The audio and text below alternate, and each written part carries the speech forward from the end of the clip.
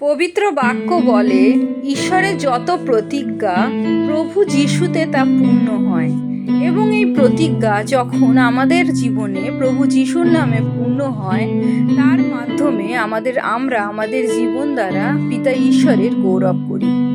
পুরাতন নিয়মে এবং নতুন নিয়মে পিতা ঈশ্বর প্রচুর প্রতিজ্ঞা করেন।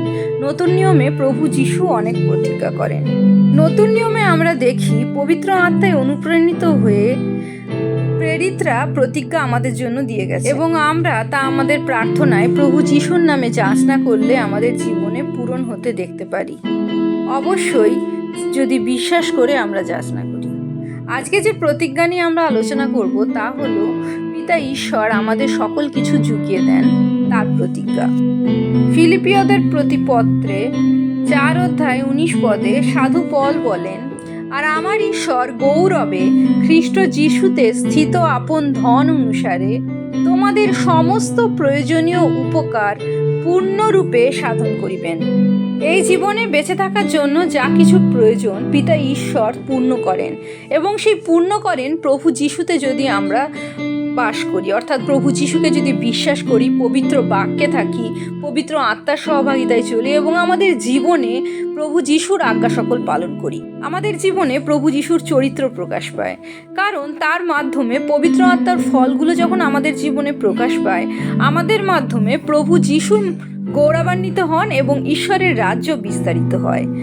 মথিলিখিত সুসমাচারে প্রভু যিশু বলেছিলেন, যদি আমরা তাহার রাজ্যের এবং ধার্মিকতার অন্বেষণ করি, আমাদের যা কিছু প্রয়োজন পিতা ঈশ্বর আমাদের দান করেন। ফিলিপিয়দের পত্রে সাধু পল একই কথার পুনরাবৃত্তি করেছেন।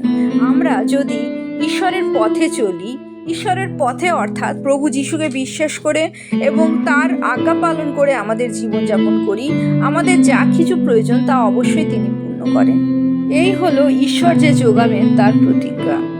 সাধু পল আরও বলেন, যিনি নিজ পুত্রের প্রতি মমতা করিলেন না, কিন্তু আমাদের সকলের নিমিত্ত তাহাকে সমর্পণ করিলেন, তিনি কি তাহার সহিত সমস্তই আমাদিগকে অনুগ্রহপূর্বক দান করিবেন না?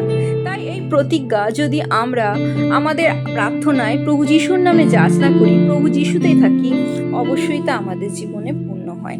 পিতা ঈশ্বরের প্রেম, প্রভু যীশু খ্রিস্টের দয়া, অনুগ্রহ এবং পবিত্র আত্মার সহভাগিতা আপনার সকল খ্রিস্ট বিশ্বাসীর সাথে নিত্যকাল বিরাজ করুন।